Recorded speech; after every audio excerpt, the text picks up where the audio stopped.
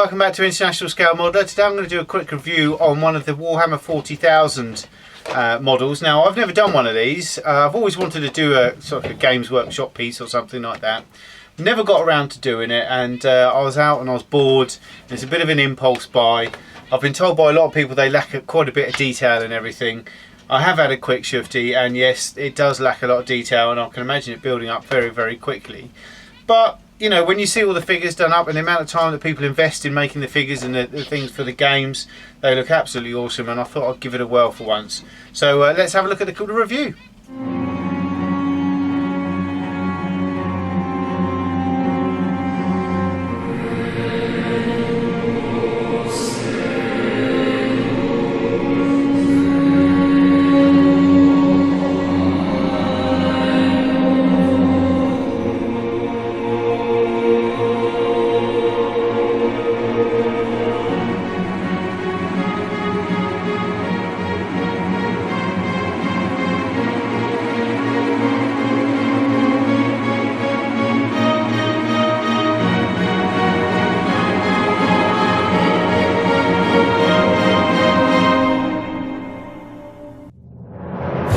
Long ago, the Emperor foresaw humanity's need for warriors unlike any others. Warriors who could face the unbearable horror lurking among the stars. Who, when all others fled, would strike at that horror's very heart. Who, on the day of certain defeat, would be victorious. Brothers, we are those warriors, and that day is today! Okay, so the Warhammer 40,000 or 40K as I think it's called by Citadel. There is no scale that I can see on this box anywhere.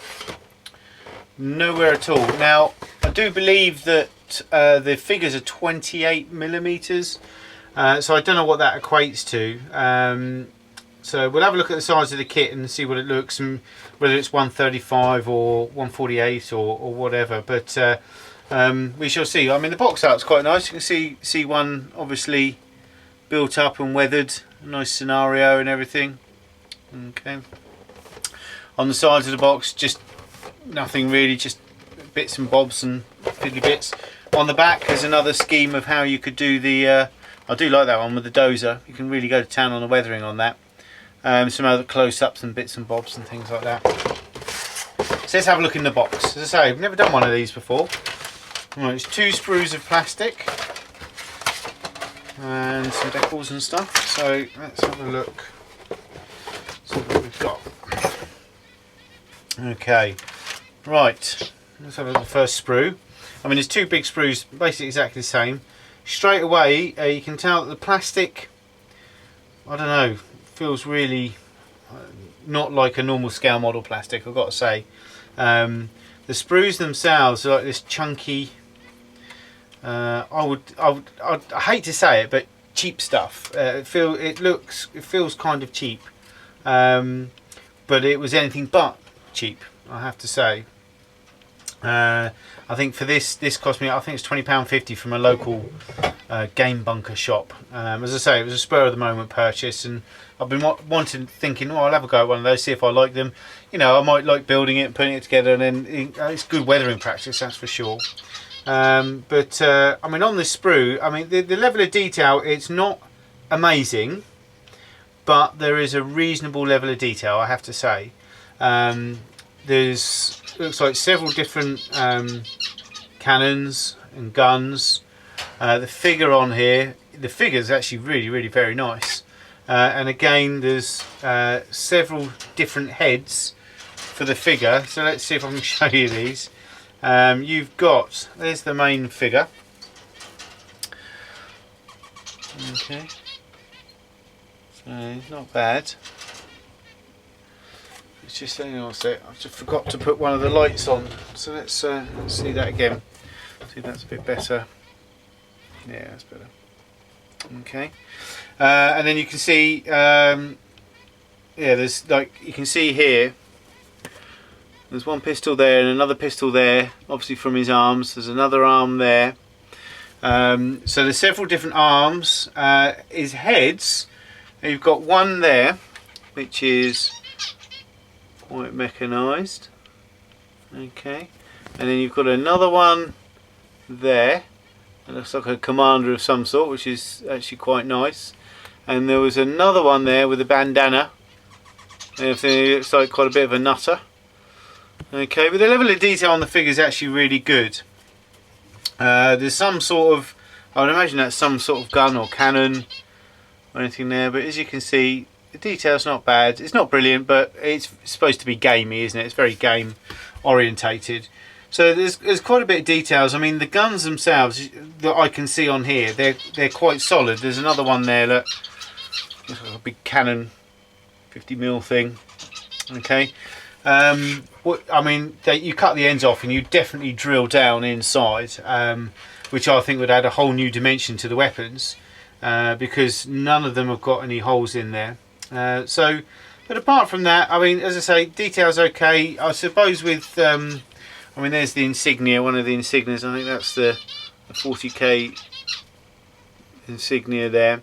I think with a lot of these, you kind of know what you're getting. I mean, I didn't, because I'd never had one before. But a lot of people who's into this sort of stuff will know what they're buying. But it is quite expensive for what it is, I've got to say. The tracks are solid tracks, which is very, very easy to put together, obviously. The sides of the hull, this is like a big World War I stroke World War II tank, a bit of a mixture of both. But as you can see, that's the sides there, with some gun ports and everything. But again, I mean, not a lot of detail, but what the detail is, I mean, at least the detail that is there is clean and crisp. So it's, you know, it's not soft molded. I mean, plastic's not amazing. There's a lot of this, I would imagine, residue from the molds on there, so they'll probably need a clean before you start building them. But that's pretty much it. There's, I mean, the tops of the hull, there you go, and that's the side. I mean, looking at that, you'd think, I'll tell you what, that'll take me an hour and a half at tops to put together. Which some days, I've got to say, some days I'll sit there and think, I wish I had one of these just to do that. Because you've got all these projects going on, and they're quite in depth, and sometimes it's nice just to take a break and do something really easy, and not have to worry about being too exact or anything like that. As I say, this is why I'm starting to like sci-fi a lot. I'm starting to build more and more sci-fi, because it gives you artistic license. It really does. You can pretty much do what you want with it, and you're not bound by a certain set of rules, you know, which is, I do like the idea of that. Right, the instruction manual is an A4 piece of paper. Looks like just photocopied paper. Very, very basic instructions. They're just 3D CAD drawings stuck on a bit of paper. They don't really explain much. It doesn't say anything actually. But they're in black and white. It's sort of reasonably glossy paper. But as you can see, whole plates together, tracks on, bing bang bosh. That's that done. You build that up. You know. Put the guns in. He's got movable guns on the top here, look. Rear door, then you've got the extremities, and then when you get to the outside, once you've built up the main hull and everything, you then get choices. You can have, you know, this and this gun, this or this gun on there on the front. Then you've got a turret. You can have the turret open or closed. If you're having it open, obviously you can have a guy in there. And then you've got turret mounted weapons. You've got 3 different turret mounted weapons as well, so you can choose there. And then you've got 3 different heads, 2 different arms to choose what weapon you wanted to carry and what head you want on the commander. And it just gives you an idea there what the different ones look like. Let's see a little bit close up there. Okay. So the options, it's quite nice. It's got a bit of options, and then you've got more options. You can have a side-mounted cannon or gun, 50mm, or not have anything at all, as is the picture on there. To be honest with you, if I was going to do that, so you've got several options there, a lot of options actually to choose what you want to do. I suppose that's helps in the gaming world. Obviously I'm not going to do this for a game. You then got other options. You've got a searchlight option, antennae option, satellite option.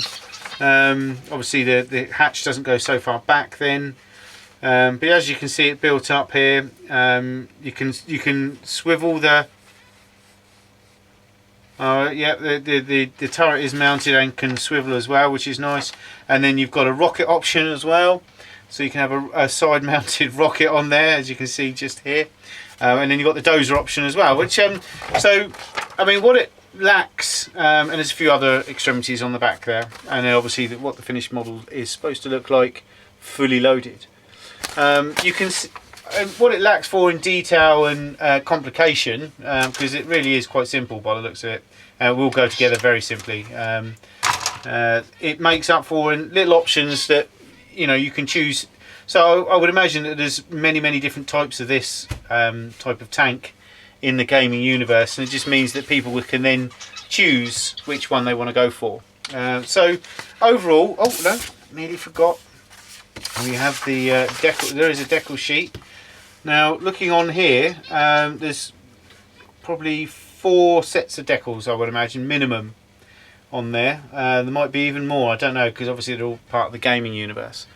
But they're glossy, they're in good order, they're all in register, they're quite nice decals, and as you can see, there's quite a few to choose from there. So I'm going to go. I mean, I love the camo scheme on the back there. I think that's a great camo scheme.